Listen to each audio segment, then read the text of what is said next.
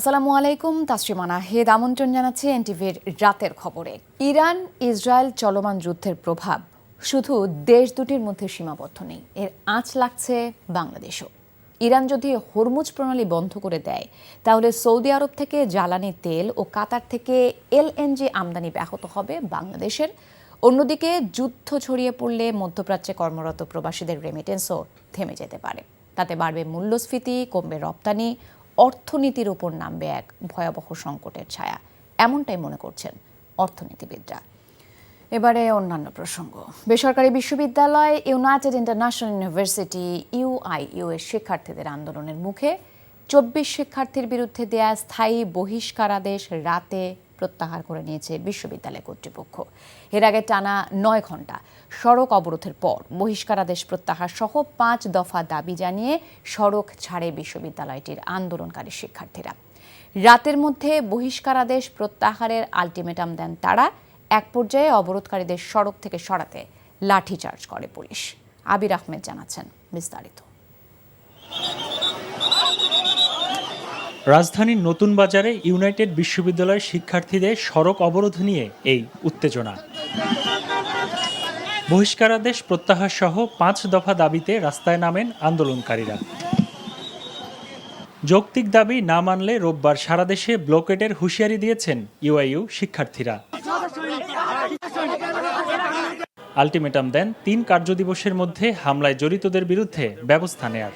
আমরা ব্লকেরা তুলে দিচ্ছি, কিন্তু আগামী 3 কার্যদিবসের মাঝে যেটা করতে হবে যে কারা হামলা করেছে, কোন কোন ব্যক্তি এখানে হামলা করেছে, এটা ফাইন্ড আউট করতে হবে। যদি 3 কার্যদিবসের মাঝে ফাইন্ড আউট না করা হয় আমরা এখানে আবার থানা ঘেরাও করব।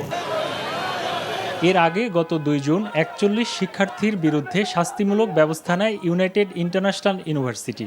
তাদের মধ্যে 24 জনকে স্থায়ী ও 16 জনকে করা হয় সাময়িক বহিষ্কার।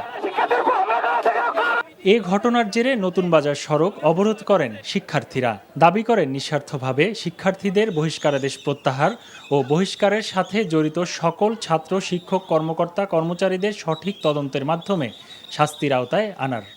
আমাদেরকে এমন ভাবে মারছে, আমাদের রাস্তায় ফেলাই পারাইছে, আমার বাবা মাকে অকথ্য ভাষায় গালাগালি করছে। স্বৈরাচারের দোসর, এখনো আওয়ামী ফ্যাসিস্টের দোসররা এই পুলিশ প্রশাসনে এখনো আছে, তারা আমাদের উপর যেইভাবে হামলা করলো।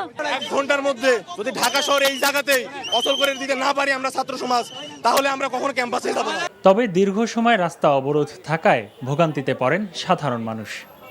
আবির আহমেদ, এনটিভি নিউজ, ঢাকা। এদিকে ঢাকা মেডিকেল কলেজের একাডেমিক কার্যক্রম অনির্দিষ্টকালের জন্য বন্ধ ঘোষণা করে আগামীকাল দুপুর 12টার মধ্যে ছাত্রাবাস ত্যাগের নির্দেশ দিয়েছে কলেজ প্রশাসন। দুপুরে একাডেমিক কাউন্সিলের জরুরি সভায় এই সিদ্ধান্ত হয়। বিকল্প আবাসন ও অবকাঠামোগত উন্নয়নের 5 দফা দাবি জানিয়ে হল না ছাড়ার ঘোষণা দেয় শিক্ষার্থীরা। ঢাকা মেডিকেল কলেজের শহীদ ডাক্তার ফজলে রাব্বি ছাত্রাবাসের শিক্ষার্থীরা ঝুঁকিপূর্ণ অবস্থায় সেখানে বসবাস করছেন। 7 মাস আগে গণপূর্ত বিভাগ ভবনটিকে পরিত্যক্ত ঘোষণা করলেও বিকল্প ব্যবস্থা নেয়নি মেডিকেল কলেজ কর্তৃপক্ষ। নিরাপদ ক্যাম্পাস ও ঝুঁকিমুক্ত আবাসন ব্যবস্থার দাবিতে কয়েক সপ্তাহ ধরে আন্দোলন করে আসছে ঢাকা মেডিকেল কলেজের শিক্ষার্থীরা। সবশেষ নতুন ব্যাচের শিক্ষার্থীরা তাদের ওরিয়েন্টেশন প্রোগ্রাম বয়কট করে। এমন পরিস্থিতিতে একাডেমিক কার্যক্রম বন্ধ ঘোষণা করে হল ছাড়ার নির্দেশ দেয় ঢাকা মেডিকেল কলেজ কর্তৃপক্ষ।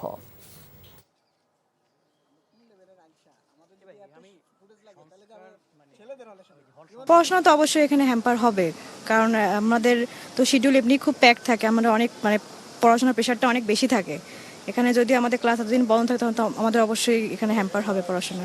এখন যে হলের অবস্থা, এই হলের অবস্থাতে আসলে এখানে আসলে থাকা পসিবল না, পড়াশোনা করাও পসিবল না। এই জন্য আমরা ডিমান্ড করছিলাম যে একটা নতুন হল বা একটা কমসে কম একটা বাজেট পাস করানো হোক আমাদের একটা নতুন হলের জন্য। গত 7 মাস আগেই পিডব্লিউডি আমাদের যে মূল ভবন ডক্টর ফজলে রাব্বি হলের, সেই মূল ভবনের 4 তলা পরিত্যক্ত ঘোষণা করেছিল গত 7 মাস আগেই। এটা যদি আমাদের আন্দোলন দমানোর জন্য বা আমাদের যে এই স্বতঃস্ফূর্ত এই যে আমরা দাবি পূরণের যে আন্দোলনটা করতেছি এটার জন্য যেটা বাধাদায়ক হয়, আমরা বলে দিচ্ছি আমরা ঢাকা মেডিকেলের সকল শিক্ষার্থী এই নোটিশটা আমরা প্রত্যাহার করলাম এবং আমরা আমাদের হলে থাকবো, এটা আমাদের অধিকার। প্রধান নির্বাচন কমিশনার এএমএম নাসির উদ্দিন বলেছেন, নির্বাচন কমিশন যতই স্বাধীন হোক না কেন সরকারের সহযোগিতা ছাড়া নির্বাচন আয়োজন সম্ভব নয়। সকালে নির্বাচন প্রশিক্ষণ ইনস্টিটিউটে নির্বাচন কমিশন সচিবালয় ও নির্বাচনী প্রশিক্ষণ ইনস্টিটিউটের কর্মকর্তাদের 2 দিনব্যাপী নির্বাচনী আইন ও বিধি সংক্রান্ত প্রশিক্ষণের উদ্বোধন শেষে তিনি কথা জানান। সিসি বলেন, নির্বাচন অনুষ্ঠানে সরকারের মুখ্য ভূমিকা প্রয়োজন। নির্বাচন নিয়ে কমিশনের নিজস্ব কর্মপরিকল্পনা রয়েছে উল্লেখ করে তিনি আরও জানান, নির্বাচন নিয়ে সরকারের সাথে আনুষ্ঠানিক ও অনানুষ্ঠানিকভাবে যোগাযোগ হচ্ছে। এছাড়া যথাসময়ে নির্বাচনের তারিখ জানানো হবে বলেও জানান সিসি। আমরা যখন দায়িত্ব নিয়েছি তখন থেকে আমরা একটা কর্মপরিকল্পনা করেছি, তো কিভাবে আমরা এগিয়ে যাব। আর যদি বলেন যে সরকারের সাথে যোগাযোগ হয়েছে কিনা, সরকারের দেখেন, একটা ইলেকশন করতে গেলে যতই আপনি স্বাধীন বলেন না কেন ইসিকে, সরকার ছাড়া নির্বাচন করা সম্ভব, কারণ সরকারের সহযোগিতা নিয়েই তো আমাকে নির্বাচনটা করতে হবে। আমাকে আইন শৃঙ্খলা বাহিনীর সাহায্য নিতে হবে, সরকারি অফিসারদের সাহায্য নিতে হবে, প্রশাসনের সহযোগিতা নিতে হবে। সুতরাং সরকার এখানে মুখ্য একটা ভূমিকা রাখবে তো ইলেকশনের মধ্যে, এটা ছাড়া তো সম্ভব না। মৎস্য ও প্রাণী সম্পদ উপদেষ্টা ফরিদা আক্তার বলেছেন, সুষ্ঠু নির্বাচনের মধ্য দিয়ে জাতিকে জনগণের পছন্দের একটি সরকার উপহার দিতে অন্তর্বর্তীকালীন সরকার চেষ্টা করছে। এজন্য প্রয়োজনীয় সংস্কারের জন্য উদ্যোগ নেওয়া হয়েছে বলে জানান তিনি। সকালে ময়মনসিংহে বাংলাদেশ মৎস্য গবেষণা ইনস্টিটিউটে বার্ষিক গবেষণা পর্যালোচনা ও গবেষণা পরিকল্পনা প্রণয়ন শীর্ষক আঞ্চলিক কর্মশালায় তিনি এ কথা বলেন। এ সময় বিএফআরআই এর মহাপরিচালক ডক্টর অনুরাধা ভদ্র, বাংলাদেশ কৃষি বিশ্ববিদ্যালয়ের মৎস্য বিজ্ঞান অনুষদের ডিন ডক্টর রফিকুল ইসলাম সর্দার, মৎস্য অধিদপ্তর ময়মনসিংহের বিভাগীয় পরিচালক নৃপেন্দ্রনাথ বিশ্বাস উপস্থিত ছিলেন। যাকে জনগণ তাদের পছন্দ মতো সরকার গঠনের একটা প্রক্রিয়ার মধ্যে যেতে পারবে, তো সেরকম একটা পরিস্থিতি তৈরি করতে, তো সেটার জন্য নির্বাচন কমিশন এমনকি সংস্কারের জন্য যে উদ্যোগগুলো নেওয়া হচ্ছে সেগুলো হলে, এবং রাজনৈতিক দলগুলোর সাথে একটা সমঝোতার মাধ্যমে বা তাদের সাথে আলোচনার মাধ্যমে যেটা হবে, সেটা যে নির্ধারিত তারিখ ঘোষিত হয়েছে তার মধ্যে যদি হওয়া সম্ভব হয় অবশ্যই হবে। শুধু কথায় বা আলোচনার মাধ্যমে সংস্কারের মতো এই বিশাল কাজ করা সম্ভব নয়, দরকার মানসিকতার পরিবর্তন বলে মন্তব্য করেছেন বিএনপি মহাসচিব মির্জা ফখরুল ইসলাম আলমগীর। রাজনৈতিক দলগুলো 5 আগস্টের পর যে সুযোগ পেয়েছে তা কাজে লাগিয়ে স্বদেশকে গণতান্ত্রিক রাষ্ট্রে পরিণত করার আহ্বান জানান তিনি। বিস্তারিত ইফতেখার রেজার রিপোর্টে। এখন রাজধানীর ঢাকা রিপোর্টার্স ইউনিটিতে বাংলাদেশের বিপ্লবী ওয়ার্কার্স পার্টির 21তম প্রতিষ্ঠা বার্ষিকীর অনুষ্ঠানে যোগ দেয় বিএনপি সহ বিভিন্ন রাজনৈতিক দল। বিএনপি মহাসচিব সুইস ব্যাংকে বাংলাদেশিদের জমা অর্থ 1 বছরে 33 গুণ বৃদ্ধির কঠোর সমালোচনা করেন। কথা বলেন নির্বাচন এবং সংস্কার বিষয়ে। কথায় বা সংস্কার আপনার আলোচনার মাধ্যমে আমার মনে হয় যে বিশাল কাজ সম্ভব হয় না। সবার আগে যেটা দরকার হয় মানুষের মন ও মননশীলতা পরিবর্তন।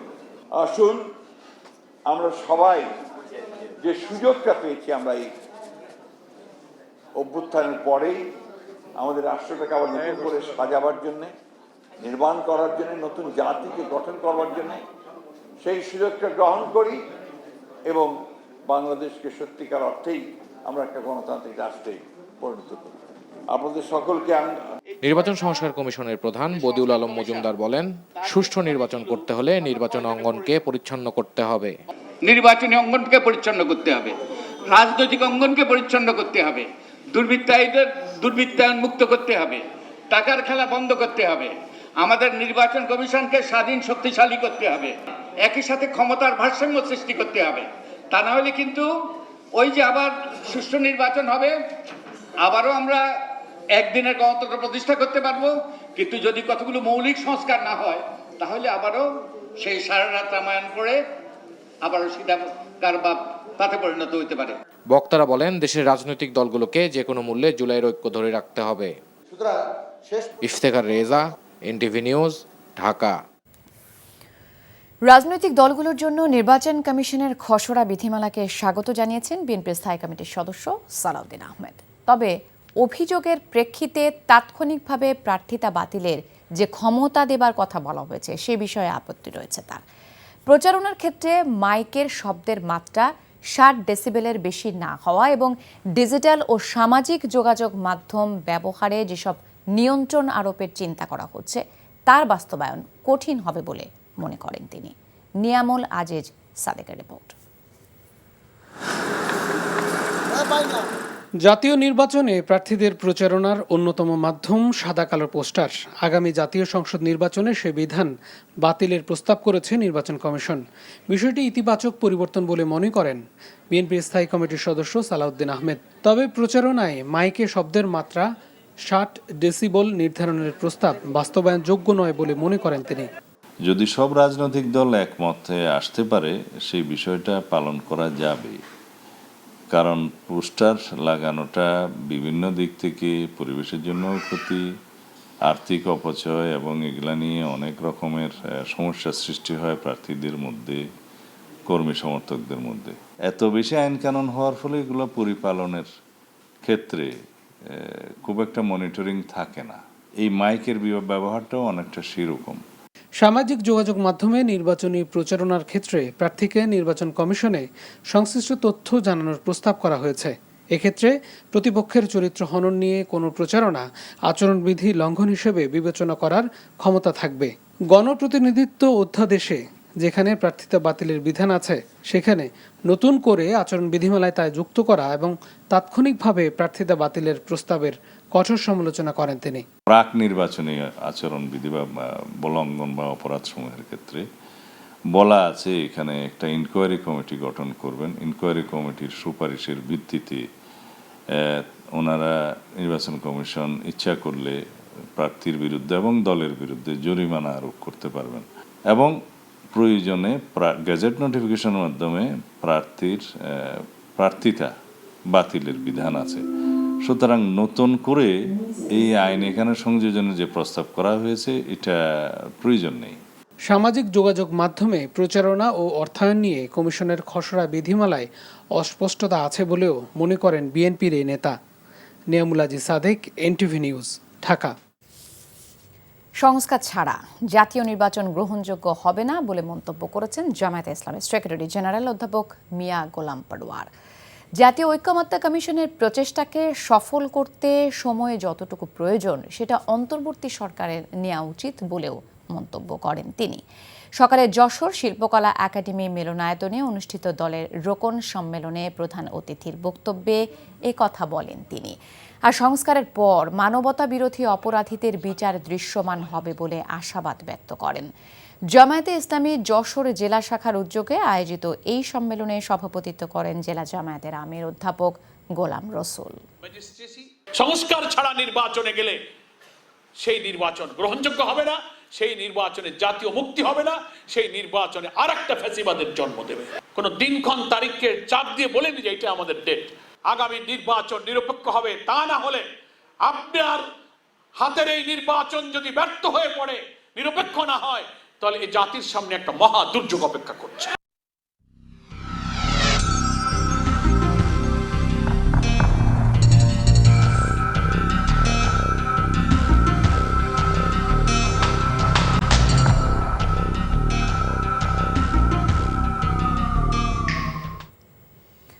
গত 24 ঘন্টায় ডেঙ্গিতে আক্রান্ত হয়ে আরও একজনের মৃত্যু হয়েছে। নতুন আক্রান্ত হয়েছে 352 জন। এছাড়া করোনায় 2 জনের মৃত্যু ও 4 জনের নতুন শনাক্তের খবর পাওয়া গেছে। এদিকে ডেঙ্গু ও করোনার পাশাপাশি এবছর চিকিৎসকরা বাড়তি উদ্বেগ প্রকাশ করছেন চিকুনগুনিয়া নিয়েও। সাদরিনা খন্দকারকে সাথে নিয়ে রিপোর্ট করছেন নূর হোসেন। মে মাসের শুরু থেকেই বাড়তে শুরু করেছে ডেঙ্গুর প্রকোপ। রাজধানী ঢাকা সহ সারা দেশে প্রতিদিনই বাড়ছে আক্রান্তের সংখ্যা। শুধু জুন মাসের প্রথম 20 দিনে ডেঙ্গুতে আক্রান্ত হয়েছে কয়েক হাজার মানুষ। জ্বর ছিল, আপনার শরীর ব্যথা ছিল, হাত পা বুক প্রচুর ব্যথা ছিল, এগুলো পরে রক্তের পয়েন্ট কমে গেছে, পরে এখন বাড়ছে আগের তুলনায়। এই কোমরের থেকে নিচ পর্যন্ত একবার হাঁটা বন্ধ হয়ে গেছে। পরে জ্বর মানে হালকাই আসছিল জ্বর, তারপরে থেকে আর হাঁটা চলা করতে পারিনি। পরে রাত্রে 4টা বাজে সেইখানে ভর্তি হয়েছি, চিকুনগুনিয়া ধরা পড়ছে। করোনা ভাইরাস তুলনামূলকভাবে নিয়ন্ত্রণে থাকলেও ডেঙ্গু ও চিকুনগুনিয়া একযোগে আক্রমণ করছে। তাপমাত্রা বৃদ্ধি ও থেমে থেমে বৃষ্টিপাত বেড়ে যাওয়ায় বাড়ছে এডিস মশার বংশবিস্তার। তবে এতে আতঙ্কিত না হয়ে দ্রুত চিকিৎসকের পরামর্শ নিতে বললেন বিশেষজ্ঞরা। সরকারের দিক থেকে মানুষকে সচেতন করার জন্য বেশ কিছু পদক্ষেপও ছিল, আর্লি ওয়ার্নিং সিস্টেমগুলোও চালু ছিল। তারপরেও যেটা বাস্তবতা সেটা হলো যে ডেঙ্গু এদেশে আসার পর থেকে এটা ইরাডিকেট হবে না, এটাই বাস্তবতা। জ্বর আসলেই সাথে সাথে যেন মানুষ চিকিৎসকের শরণাপন্ন হন এবং টেস্টের ব্যবস্থা আছে। আর চিকিৎসক অনেক সময় ক্লিনিক্যাল সিমটম দেখেও ডায়াগনোসিস করে থাকেন। প্রয়োজনে টেস্ট করে সাথে সাথে নিশ্চিত হওয়া যে এটা ডেঙ্গু নাকি কোভিড নাকি সিজনাল অন্যান্য। বিশেষজ্ঞরা বলছেন মশার বিস্তার ঠেকাতে এখনই প্রয়োজন সরকারি উদ্যোগের পাশাপাশি নাগরিক সচেতনতা। নূর হোসেন, এনটিভি নিউজ, ঢাকা। শরীয়তপুরের বিতর্কিত জেলা প্রশাসক আশরাফ উদ্দিনকে ওএসডি করা হয়েছে। জনপ্রশাসন মন্ত্রণালয়ের এক প্রজ্ঞাপনে বলা হয়, শরীয়তপুরের জেলা প্রশাসক ও জেলা ম্যাজিস্ট্রেট মোহাম্মদ আশরাফ উদ্দিনকে জনপ্রশাসন মন্ত্রণালয়ে বিশেষ ভারপ্রাপ্ত কর্মকর্তা হিসেবে বদলি পূর্বক পদায়ন করা হয়েছে। এর আগে শরীয়তপুরের জেলা প্রশাসক মোহাম্মদ আশরাফ উদ্দিনের একটি আপত্তিকর ভিডিও সামাজিক যোগাযোগ মাধ্যমে ভাইরাল হয়। এতে তার সঙ্গে এক নারীকে অন্তরঙ্গ অবস্থায় দেখা যায়। এ নিয়ে জেলা জুড়ে শুরু হয় আলোচনা সমালোচনা।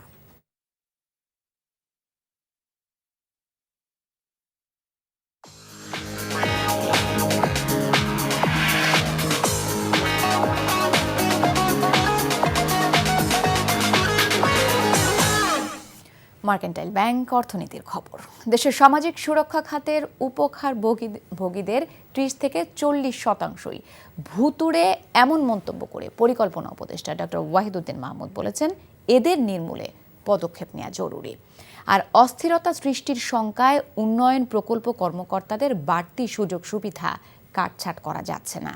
সকালে রাজধানীর গুলশানের একটি হোটেলে গবেষণা সংস্থা র্যাপিড আয়োজিত আলোচনা সভায় একথা বলেন তিনি। সেলিম মালিকের আরও একটি রিপোর্ট।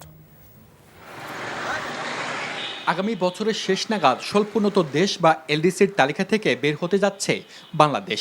এতে বিশ্ববাজারে শুল্ক ও কোটামুক্ত বাণিজ্য সুবিধা হারানোর পাশাপাশি সীমিত হয়ে আসবে আন্তর্জাতিক প্রতিষ্ঠানগুলো থেকে নামমাত্র সুদে ঋণ পাওয়ার সুবিধাও।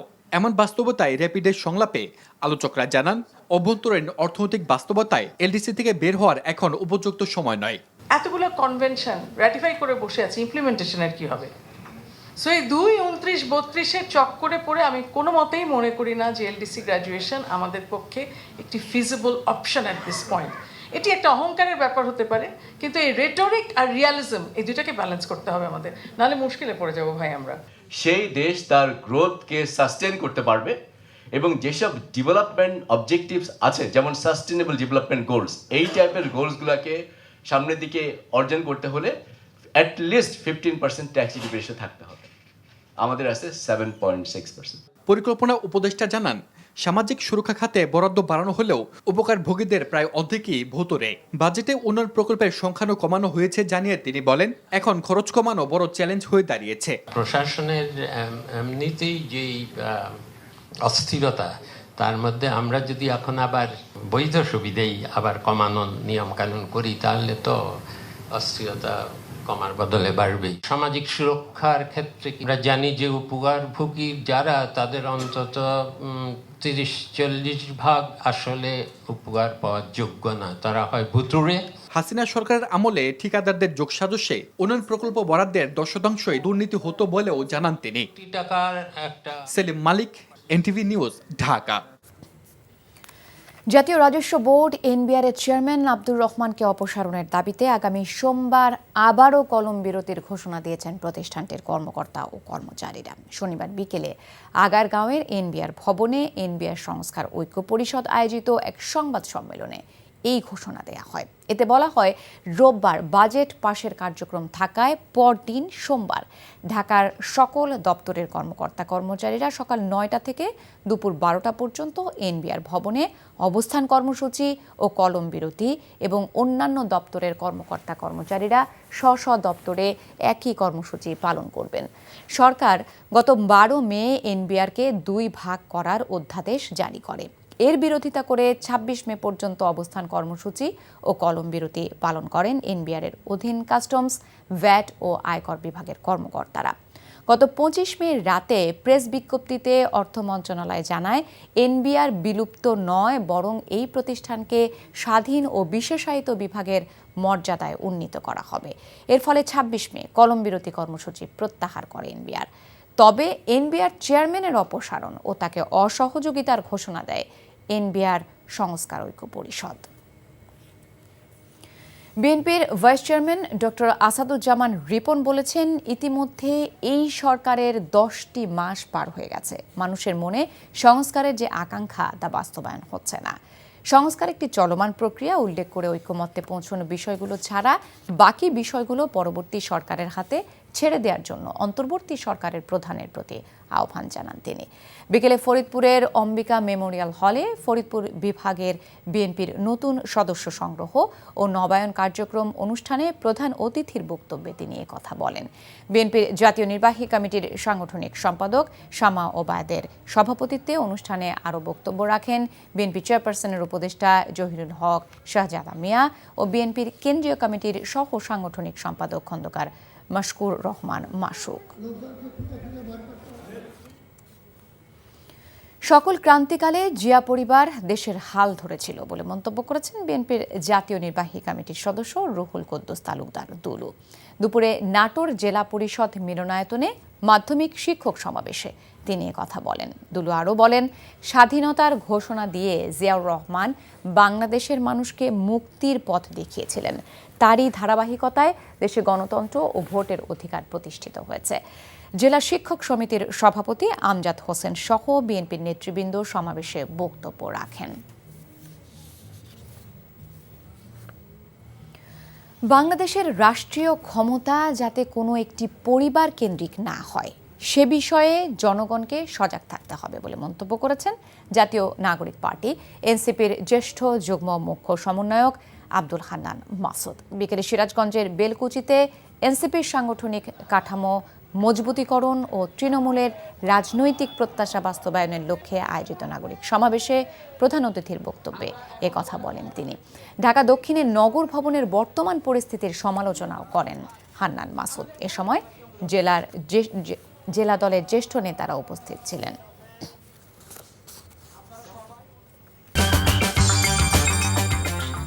এই ছিল রাতের খবরে। এই খবরের ভিডিও সহ আপডেট জানতে ভিজিট করুন এনটিভি অনলাইন www.ntvpd.com। এছাড়াও এনটিভির জনপ্রিয় সব অনুষ্ঠান ও খবরের আপডেট জানতে ভিজিট করুন আমাদের ইউটিউব ও ভেরিফাইড ফেসবুক পেজে। রাত 1টায় মধ্যরাতের খবর দেখার আমন্ত্রণ রইল। ধন্যবাদ সবাইকে।